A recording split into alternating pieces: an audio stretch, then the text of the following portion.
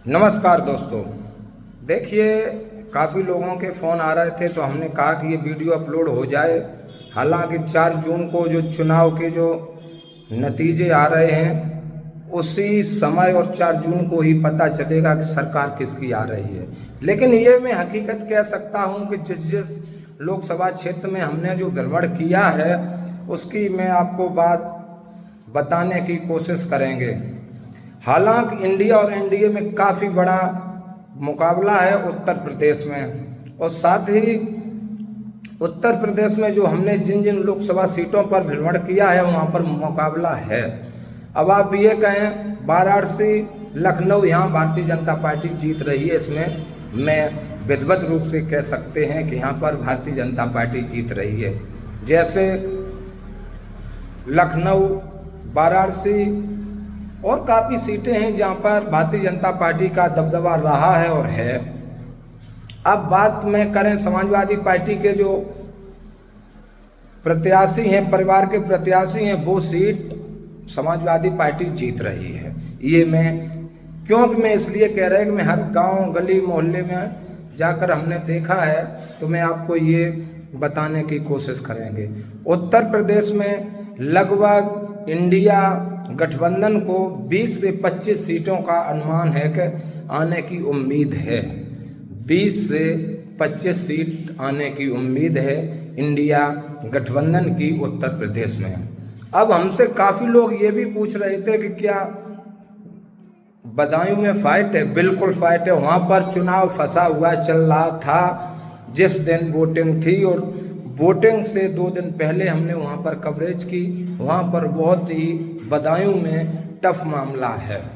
हालांकि वहाँ पर माननीय शिवपाल सिंह यादव जी के बेटे अंकुर यादव हैं, लेकिन मामला बहुत ही वहाँ पर जो वो सीट है वो फंसी हुई चल रही है।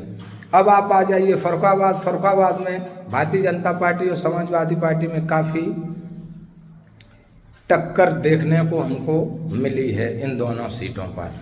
इटावा समाजवादी पार्टी थोड़े आगे निकलती हुई, और उसमें ये होता है कहीं ना कहीं, जैसे हमने 4 लोगों से बातचीत की तो 3 लोग बीजेपी के, 1 लोग समाजवादी पार्टी के, और जैसे हम जा रहे हैं दूसरे गांव में तो वहाँ पर 3 लोग समाजवादी पार्टी, 1 लोग भारतीय जनता पार्टी। तो उसमें एक अनुमान आ जाता है जो मैं आपको ये बताने की कोशिश कर रहे हैं।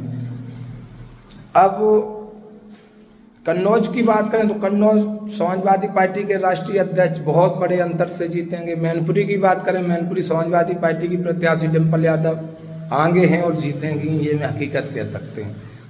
अब अगर बात इटावा की आ रही है तो इटावा कांटे की टक्कर है, और ये उम्मीद है कि यहाँ समाजवादी पार्टी के प्रत्याशी निकल सकते हैं। तो ये जो है, अब आगरा है, आगरा इंडिया गठबंधन थोड़े पीछे है और एनडीए आगे है आगरा में। मथुरा की बात करें, मथुरा भारतीय जनता पार्टी की जो प्रत्याशी हैं हेमा मालिनी, वो आगे हैं। ये हम नहीं कह रहे हैं, जो जनता से हमने बातचीत की है और जो जनता कह रही है उस संबंध में हमने ये वीडियो अपलोड किया है। हालांकि नतीजे 4 जून को आएंगे और 4 जून को ही पता चलेगा कि माहौल कितना किसका अच्छा था। उसी वो जो रिजल्ट है वो 4 जून को आ जाएगा। फाइट बहुत बड़ी है। और एक बात और मैं आपको बताने की कोशिश करेंगे कि जो माहौल 2019 में था भारतीय जनता पार्टी का, वो माहौल 24 में नहीं है। इंडिया गठबंधन सीटें, इंडिया जो गठबंधन है उसकी सीटों में बढ़ोतरी होगी। 19 से ज़्यादा सीटें 24 में इंडिया गठबंधन की आएंगी। हालांकि बात करें भारतीय जनता पार्टी की तो एक अनुमान है कि भारतीय जनता पार्टी 280-300 के आसपास सीटें आराम से आ सकती हैं। 280, 300, 320 भी हो सकती हैं, ये हकीकत है।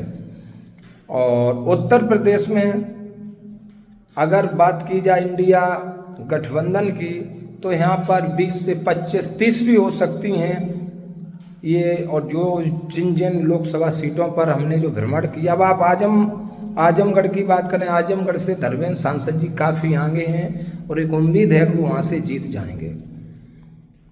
मैनपुरी हमने आपको बता दी है, लेकिन बदायूं फाइट है, फर्रुखाबाद फाइट है।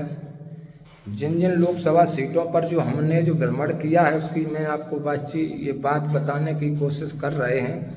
हालांकि और जिस दूसरे वीडियो में मैं अभी अपलोड भी करेंगे।